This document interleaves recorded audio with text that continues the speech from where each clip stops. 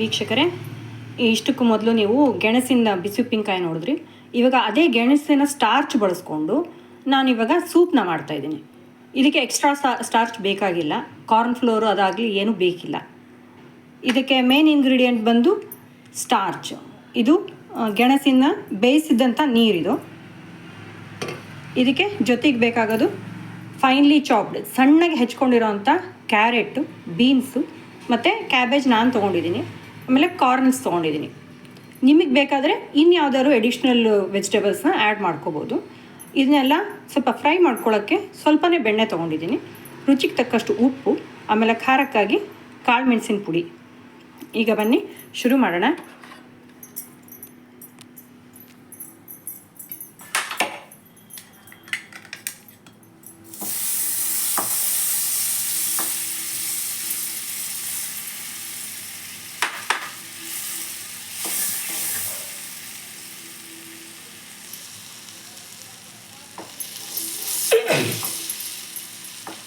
ಈಗ ಬೆಣ್ಣೆ ಕರಗಿದ್ದಾಯಿತು. ಈಗ ಬೆಣ್ಣೆಯಲ್ಲಿ ಹೆಚ್ಚಿಟ್ಕೊಂಡಿರೋಂಥ ಕ್ಯಾರೆಟು,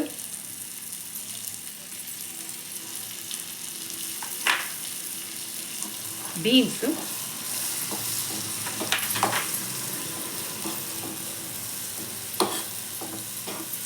ಮತ್ತು ಕ್ಯಾಬೇಜ್ ಇದನ್ನೆಲ್ಲ ಸ್ವಲ್ಪ ಹೊತ್ತು ಹುರ್ಕೊಳ್ಳಿ.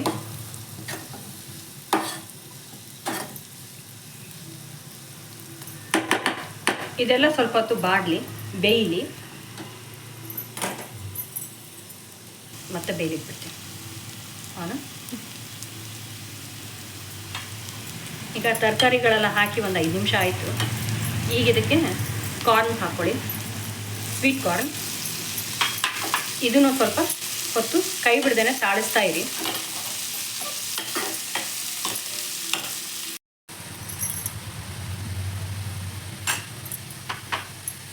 ತರಕಾರಿ ತುಂಬ ನುಣ್ಣಗೆ ಬೇಯೋದು ಬೇಡ, ಸ್ವಲ್ಪ ಕ್ರಂಚಿಯಾಗಿರಲಿ. ಅದಕ್ಕೆ ಸ್ವಲ್ಪ ಉಪ್ಪನ್ನ ಸಿಂಪಡಿಸಿ.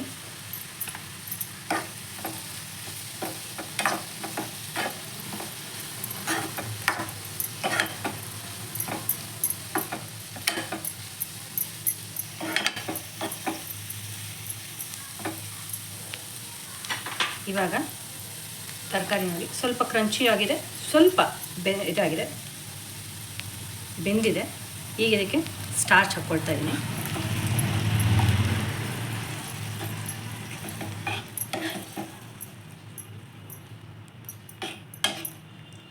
ಇದು ನಿಮಗೆ ಸ್ವಲ್ಪ ತಿಕ್ ಅನಿಸಿದ್ರೆ ಅದಕ್ಕೆ ಸ್ವಲ್ಪ ನೀರು ಆ್ಯಡ್ ಮಾಡ್ಕೊಂಡು ಹಾಕ್ಕೊಳ್ಳಿ.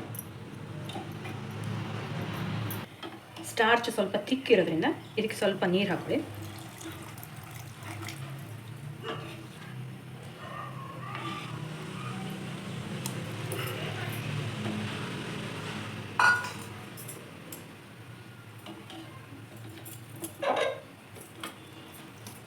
ತುಂಬ ನೀರಾಯಿತು ಅಂತೇನು ಇದು ಬೇಡ, ಸ್ವಲ್ಪ ಕುದ ನಂತರ ಇದು ಮತ್ತೆ ಕನ್ಸಿಸ್ಟೆನ್ಸಿ ತಿಕ್ನಂಗೆ ಬರುತ್ತೆ.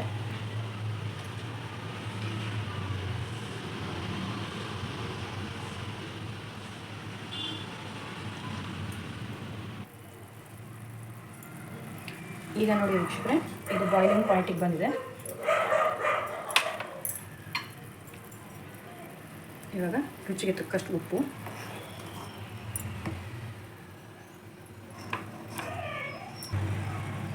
ಮತ್ತು ಕಾಳು ಮೆಣಸಿನ ಪುಡಿ ಒಂದು ಅರ್ಧ ಚಮಚದಷ್ಟು, ಚಿಕ್ಕ ಚಮಚದಿಂದ.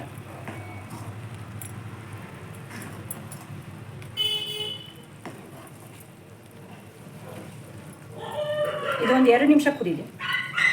ಅಲ್ಲಿ ನಿಮಗೆ ಸೂಪ್ ರೆಡಿ ಆಯಿತು.